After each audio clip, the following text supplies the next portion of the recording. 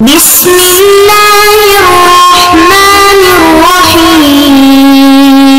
بسم اللہ الرحمن الرحیم۔ علم حدیث اور اصول حدیث کا آج سبق نمبر 79 ہے۔ آج کے سبق کا عنوان ہے حدیث جبریل کی تشریح۔ آج کے سبق میں ہم حدیث جبریل بیان کریں گے اور اس کی تشریح کریں گے۔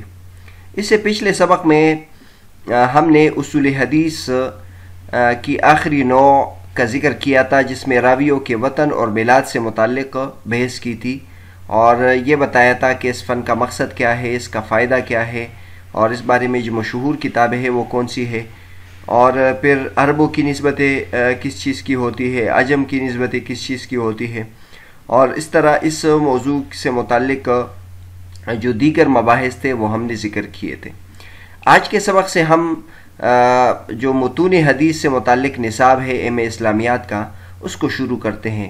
متون حدیث کا جو منتخب حصہ ہے اس میں سب سے پہلے کتاب الایمان کو شامل کیا ہے۔ کتاب الایمان کی منتخب حدیث ہے، تو سب سے پہلے جو ہمارے پیش نظر حدیث ہے وہ حدیث جبریل ہے، اور حدیث جبریل میں چونکہ ایمانیات سے متعلق تفصیل ہے، لہٰذا اس کو سب سے پہلے ذکر کرتے ہیں، اس کا ترجمہ کرتے ہیں اور پھر اس کی تشریح کرتے ہیں۔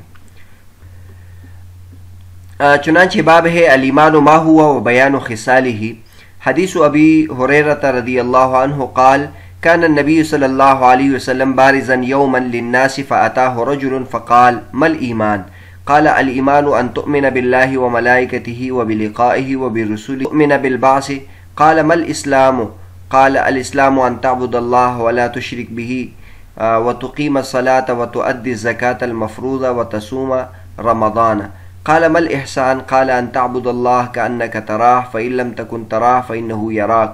قال متى الساعة؟ قال ما المسؤول عنها بأعلم من السائل، وسأخبرك عن أشراتها، إذا ولدت الأمة ربها، وإذا تطاول رعاة الإبل البهم في البنيان، في 5 لا يعلمهن إلا الله۔ ثم تلا النبي صلى الله عليه وسلم إن الله عنده علم الساعة الآية، ثم أدبر فقال ردوه فلم يروا شيئا، فقال هذا جبريل جاء يعلم الناس دينهم۔ أخرجه البخاري في كتاب الإمام باب سؤال جبريل النبي صلی اللہ علیہ وسلم عن الإيمان والإسلام۔ تو بہرحال یہ حدیث جبریل کا متن ہے۔ اب اس کا ترجمہ کرتے ہیں۔ حضرت ابو ہریرہ رضی اللہ تعالیٰ عنہ نے فرمایا کہ ایک دن آن حضرت صلی اللہ علیہ وسلم لوگوں میں تشریف فرماتے کہ آپ کے پاس ایک شخص آیا اور پوچھنے لگا کہ ایمان کسے کہتے ہیں؟ آپ صلی اللہ علیہ وسلم نے فرمایا کہ ایمان یہ ہے کہ تم اللہ پاک کے وجود اور اس کی وحدانیت پر ایمان لاؤ، اور اس کے فرشتوں کے وجود پر، اور اس اللہ کے ملاقات کے برحق ہونے پر، اور اس کے رسولوں کے برحق ہونے پر، اور مرنے کے بعد دوبارہ اٹھنے پر ایمان لاؤ۔ پھر اس نے پوچھا کہ اسلام کیا ہے؟ آپ صلی اللہ علیہ وسلم نے پھر جواب دیا کہ اسلام یہ ہے کہ تم خالص اللہ کی عبادت کرو اور اس کے ساتھ کسی کو شریک نہ بناؤ، اور نماز قائم کرو، اور زکوٰۃ فرض ادا کرو، رمضان کے روزے رکھو۔ پھر اس نے احسان کے متعلق پوچھا۔ آپ صلی اللہ علیہ وسلم نے فرمایا احسان یہ ہے کہ تم اللہ کی عبادت اس طرح کرو کہ گویا تم اسے دیکھ رہے ہو۔ اگر یہ درجہ حاصل نہ ہو تو پھر یہ تو سمجھو کہ وہ تم کو دیکھ رہا ہے۔ تو پھر اس نے پوچھا کہ قیامت کب آئے گی؟ آپ صلی اللہ علیہ وسلم نے فرمایا اس کے بارے میں جواب دینے والا پوچھنے والے سے کچھ زیادہ نہیں جانتا، البتہ میں اس کی نشانیاں بتا سکتا ہوں۔ وہ یہ ہے کہ جب لونڈی اپنے آقا کو جنے گی، اور جب سیاہ اونٹوں کے چرانے والے دیہاتی لوگ ترقی کرتے کرتے مکانات کی تعمیر میں ایک دوسرے سے ترقی لے جانے کی کوشش کریں گے۔ یاد رکھو قیامت کا علم ان 5 چیزوں میں سے ہے جن کو اللہ کے سوا کوئی نہیں جانتا۔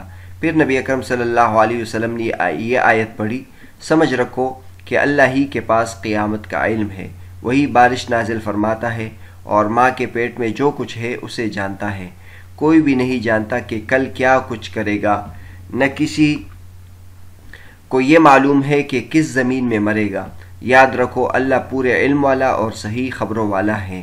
سورہ لقمان آیت نمبر 34۔ پھر وہ پوچھنے والا پیٹھ پھیر کر چلا گیا تو آپ صلی اللہ علیہ وسلم نے فرمایا کہ اسے واپس بلا کر لاؤ۔ لوگ دوڑ پڑے مگر وہ کہیں نظر نہیں آیا۔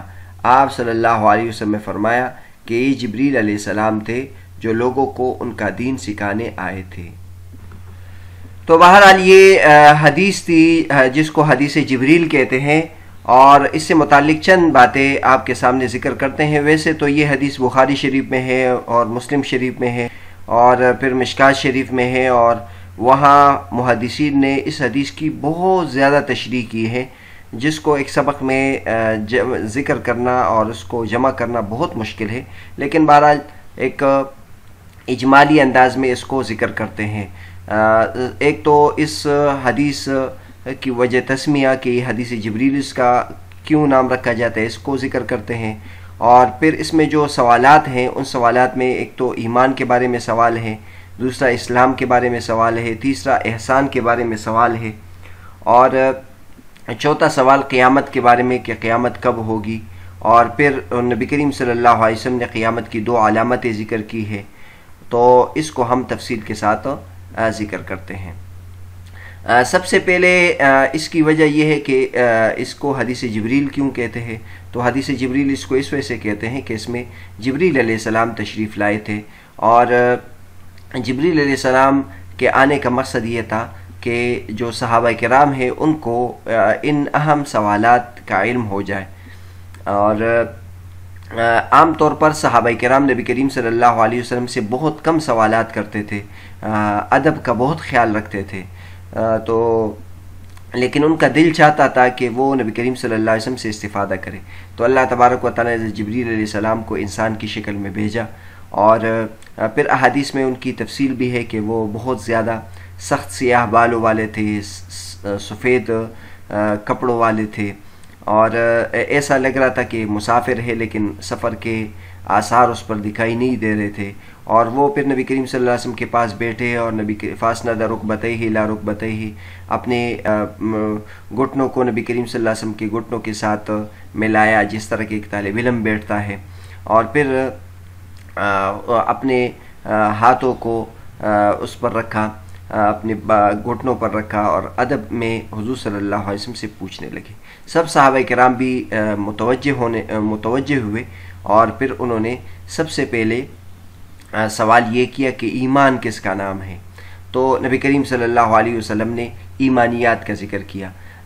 الایمان ان تؤمن باللہ کہ اللہ پر ایمان لاؤ، ملائکہ پر اور آخرت پر، اللہ کے تمام رسولوں پر، قیامت کے دن پر۔ تو عام طور پر ہم ایمانیات میں جو بچوں کو یاد کراتے ہیں آمنت باللہ و ملائکتہ و کتبہ و رسولہ والیوم الآخر والقدر خیرہ و شرہ من اللہ تعالی والبعث بعد الموت، تو اس میں آسانی کے لیے ان تمام ایمانیات کو ذکر کیا ہے۔ اس کے بعد جبریل علیہ السلام نے دوسرا سوال اسلام کے بارے میں کیا، تو عام طور پر ایمان اور اسلام میں فرق نہیں کیا جاتا، ایمان اور اسلام کو ایک چیز شمار کیا جاتا ہے، لیکن کبھی کبھی ان میں فرق بھی کیا جاتا ہے۔ ایمان جو ہے وہ ایمانیات کا نام ہے جو عبادات سے متعلق نہ ہو، اور اسلام اس کو کہتے ہیں کہ جس میں پریکٹیکل زندگی اور عملی طور پر جو زندگی ہے، جیسے نماز پڑھنا، روزہ رکھنا، جو عملی زندگی سے متعلق ہے اس کو ذکر کیا، اس کا نام ہے۔ تو نبی کریم صلی اللہ علیہ وسلم نے بھی یہی فرمایا کہ اسلام اس کو کہتے ہیں کہ تم اللہ کی عبادت کرو، اس کے ساتھ کسی کو شریک نہ بناؤ، نماز قائم کرو، زکوٰۃ دو، اور رمضان کے روزے رکھو۔ یہاں حج کا ذکر نہیں کیا،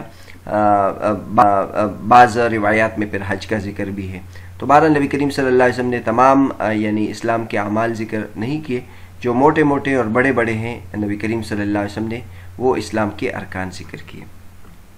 اس کے بعد اس نے تیسرا سوال احسان کے بارے میں کیا، تو احسان یہ اس کا لغوی معنی کسی کام کو اچھے طریقے سے سر انجام دینا، بعد میں یہ ایک اصطلاح بن گئی، اور دین کے اعمال کو خشوع خضوع کے ساتھ کرنا اس کا نام ہے۔ نبی کریم صلی اللہ علیہ وسلم نے بھی اس کی تعریف یہ کی، ان تعبد اللہ کانک تراہ فإن لم تکن تراہ فإنہ یراک، کہ تم اللہ کی عبادت اس طریقے سے کرو کہ گویا تم اللہ کو دیکھ رہے ہو، اور اگر یہ کیفیت حاصل نہیں ہے تو کم از کم یہ کیفیت ہو کہ اللہ تمہیں دیکھ رہا ہے۔ تو اتنی خشوع خضوع کے ساتھ آدمی اللہ کی تبارک و تعالیٰ کی عبادت کرے۔ اس کے بعد پھر چوتھا سوال اس نے قیامت کے بارے میں کیا کہ قیامت کب آئے گی۔ تو اس کے بارے میں نبی کریم صلی اللہ علیہ وسلم نے بہت اہم جملہ ارشاد فرمایا، اور وہ فرمایا مل مسئول عنہا بأعلم من السائل، کہ اس بارے میں جس سے پوچھا جا رہا ہے وہ اس شخص سے زیادہ باخبر نہیں ہے جو پوچھ رہا ہے۔ یعنی میں اور تم برابر ہو اس میں کسی نبی کو بھی قیامت کے بارے میں علم نہیں ہوتا۔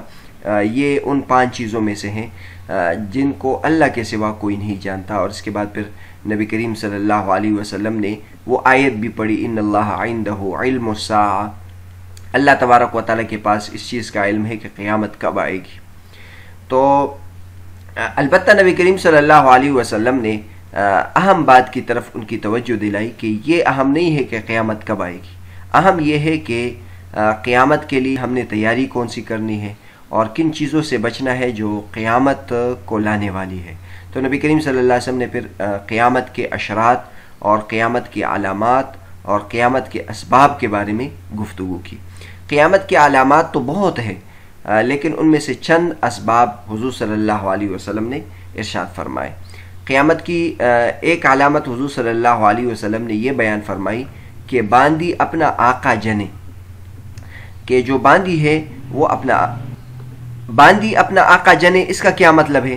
تو اس کے محدثین نے کئی مطلب بیان کیے ہیں۔ ایک تو یہ ہے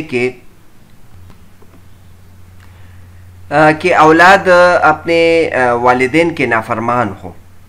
باندی اپنے آقا جنے کا مطلب اس طرح ہے کہ اولاد جو ہے وہ اپنے والدین کے اس قدر نافرمان ہو کہ ایسا سمجھے جیسے وہ ان کے جنے ہوئے بیٹے ہیں یا ان کی اولاد ہے۔ تو یہ ایک وجہ اور اس کی ایک تشریح یہ ہے۔